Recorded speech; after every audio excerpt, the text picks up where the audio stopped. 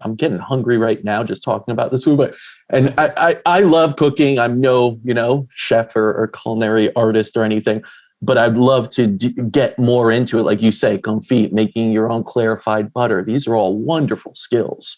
Tell us more about the course.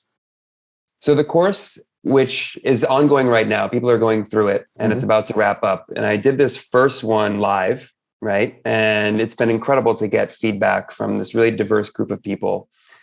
And it'll be available again really soon, making changes, adding some things to it. And it's going to be kind of an evergreen thing that people can take and take at their own pace. But I will do live versions probably once or twice a year moving forward. But I'm actually calling it the Family Food Reset, this next launch, because this is really geared towards families. By no means do you have to have kids or be a couple. You could take this and really enjoy it and get a lot from it. But it's an opportunity to reset, to go through that exercise at the beginning and get clear on your own vision moving forward, and then to dive into the materials. So it's kind of based on 5 weeks. First one being kind of, the exercise of clearing your pantries. I kind of share my personal approach to, how I source and my kind of do's and don'ts, right? And that's only what works for me. And I set that up so it's just a template. Follow it if you want. My go-tos in terms of like no refined sugar enters the home. I kind of go through my personal approach to like what sweeten means, like, from honey or maple syrup or coconut sugar. And so we kind of establish the vision for the pantry and for sourcing, and then we dive into mise en place, how to hold a knife skills in week 1. And that's also how to work with your kids on those things. So my son is next to me. He's kind of in and out of these videos because sometimes he's like running off to pee or something like that. And then he's coming back. But that's all real, right? That's right. Also the reality. And then we move through the weeks and we kind of build on the foundation, right? So week 2, we get into making your own salad dressings and vinaigrettes, making your own clarified butter, making your own mayonnaise.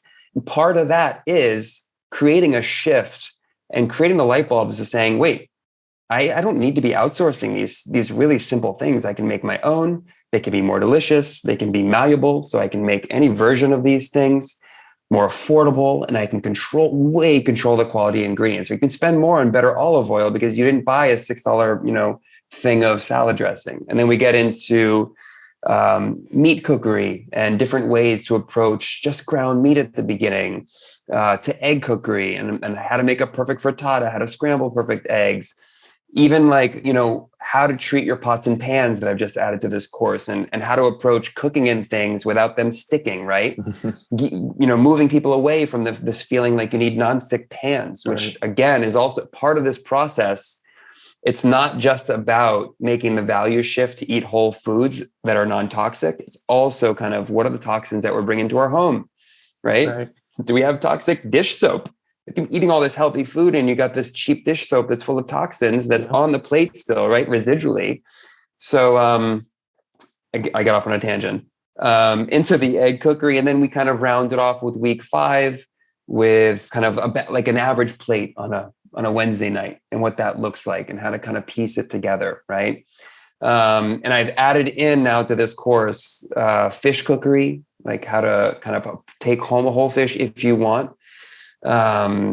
Chicken cookery, taking down a whole chicken from beginning to end. I'm adding a kind of a curry and rice course, I'm calling, right? So it's an extension of the chicken lesson where we're building a curry from the ground up so people can kind of, as a base example, take things and make them saucy and make them spiced, right? And make them more exciting.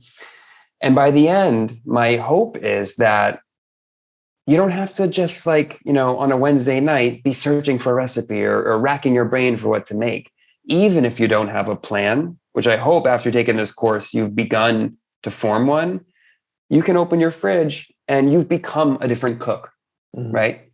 You've got different rituals. You've got different habits, right? And it's not hard anymore, right? It's built in, right? That's my desire is to build in a new sense of intuition and kind of grace in the kitchen in a really simple, approachable manner, because I promise you, none of this is complicated. It's actually so almost painfully simple, right? If we can just get clear that this is something we want and we go and get it.